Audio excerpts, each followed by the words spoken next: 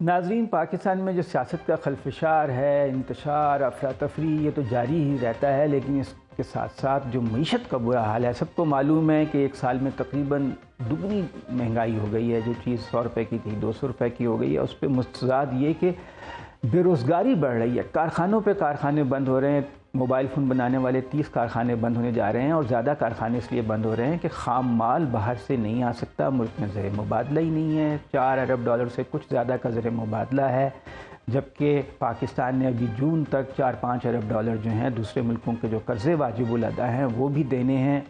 Tax وصولی کا ہدف حکومت کا پورا نہیں ہو رہا ہے، حالانکہ وہ جو ٹیکس اکٹھا ہونا ہے وہ بھی ہماری آمدن سے بہت کم ہے، لیکن ابھی حالت یہ ہے کہ ملٹی نیشنل کمپنیاں یہ کہہ رہی ہیں کہ ہم نے 11 مہینے ہو گئے بیرون ملک جو ہمارے شیئر ہولڈرز ہیں ان کو منافع نہیں بھیجا ہے، کیونکہ حکومت جو ہے زر مبادلہ کی پابندیاں ہیں، باہر پیسے بھیج نہیں پا رہے ہیں۔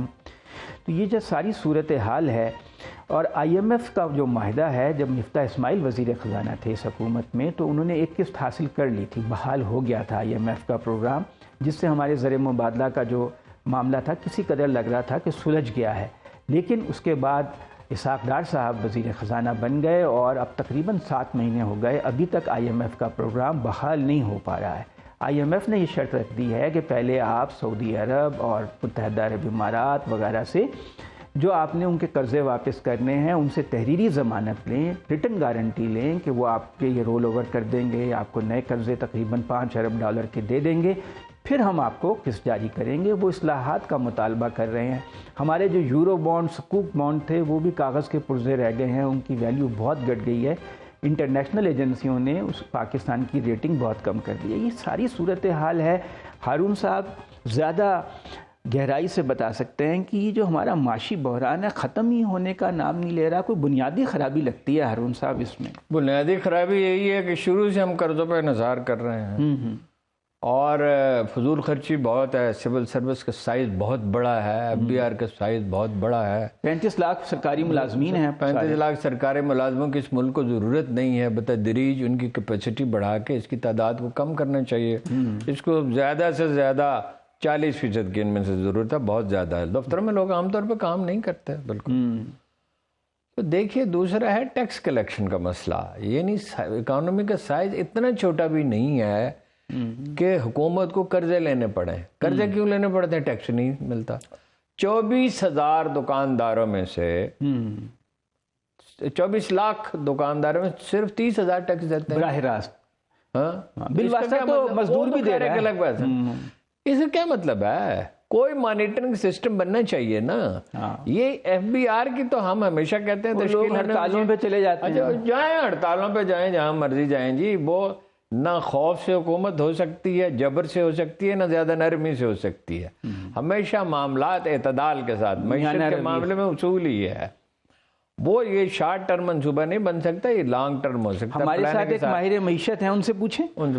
ہمارے ساتھ ماہر معیشت ہیں مزمل اسلم صاحب۔ مزمل اسلم صاحب، یہ نہ آئی ایم ایف سے معاہدہ ہو پا رہا ہے، ادھر ہمارا جو مہنگائی ہے روز بروز بڑھتی جا رہی ہے، جو نئی فگرز ہیں تقریباً 47% شارٹ ٹرم انفلیشن ہے، لانگ جو ماہانہ انفلیشن ہے، کنزیومر پرائس انڈیکس وہ 35% سے بڑھ گیا ہے۔ آپ یہ ساری صورتحال کس طرح دیکھ رہے ہیں؟ جی السلام علیکم۔ سب سے پہلے تو اس صورتحال کو آپ جو ہے سرے کے اس کونے سے بات کر رہے ہیں، میں سرے کے آخری کونے سے بات کروں گا۔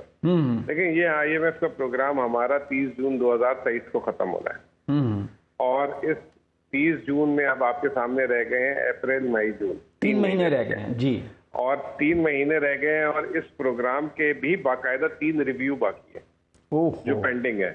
ابھی اس وقت 9واں ریویو چل رہا ہے جو سپتمبر اکتوبر میں شروع ہونا تھا اور تقریباً نومبر میں کنکلوڈ ہو جانا چاہیے تھا، تو وہی اپریل آ گیا ہے۔ تو آپ سوچیں کہ 10واں اور 11واں کب ہوگا؟ پہلے تو 9واں ختم ہونا، فرض کریں کہ 9واں آج رات کو خبر آ جاتی ہے کہ معاہدہ طے پا گیا ہے، تو اس کی بھی بورڈ میٹنگ ہونے میں 1 مہینہ درکار ہوگا، یعنی کہ اپریل کا اینڈ ہو جائے گا۔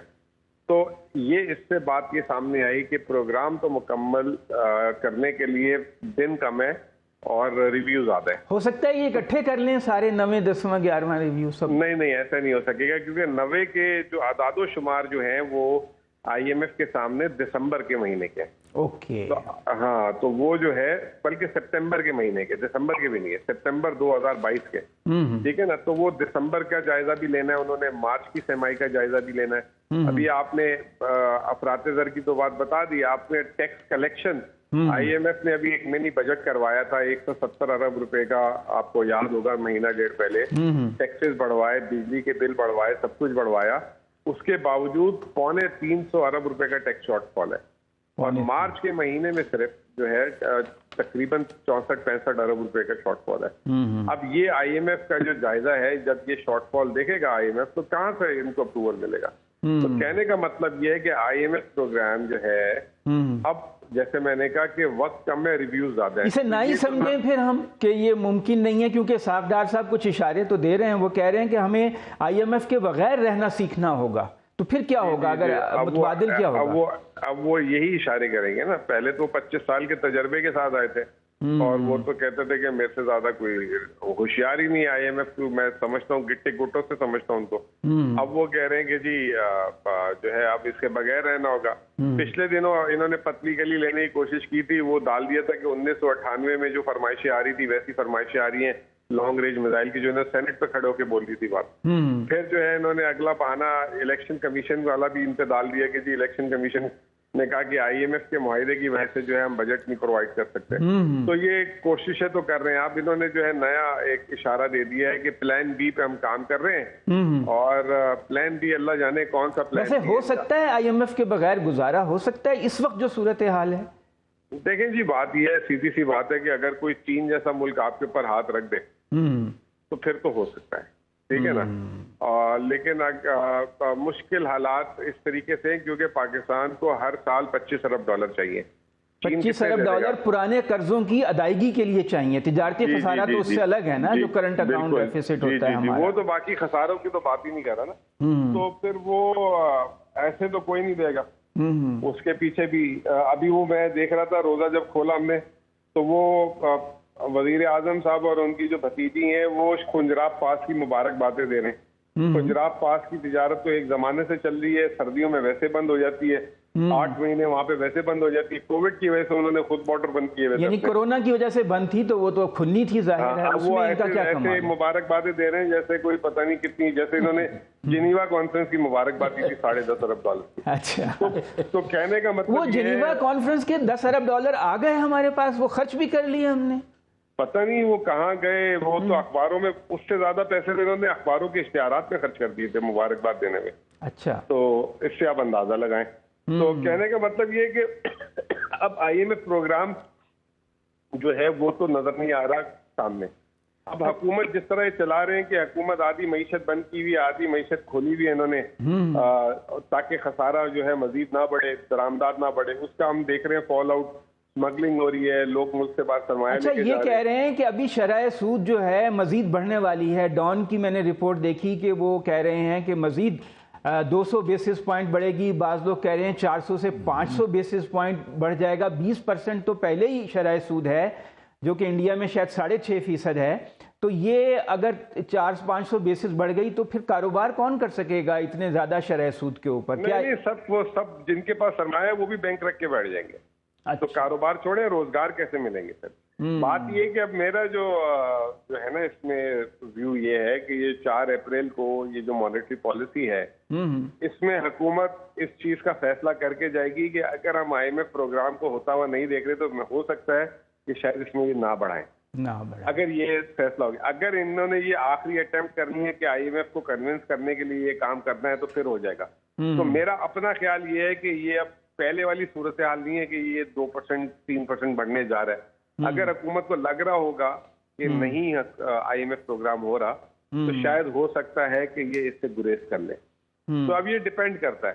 لیکن جو آئی ایم ایف والی صورتحال ہے وہ تو بڑی جیسے میں نے آپ کو کہہ دیا کہ ٹائم کم ہے اور ریویو زیادہ ہیں. دوسرا یہ کہ آئی ایم ایف اب پاکستان سے جو بار بار جو کہہ رہا ہے کہ آپ بتائیں کہ کہاں کہاں سے جو ہے سعودی عرب سے اگر گارنٹی مل جائے ہمیں اس مہینے اپریل میں اور متحدہ عرب امارات سے، پھر معاملات بہتر ہو سکتے ہیں.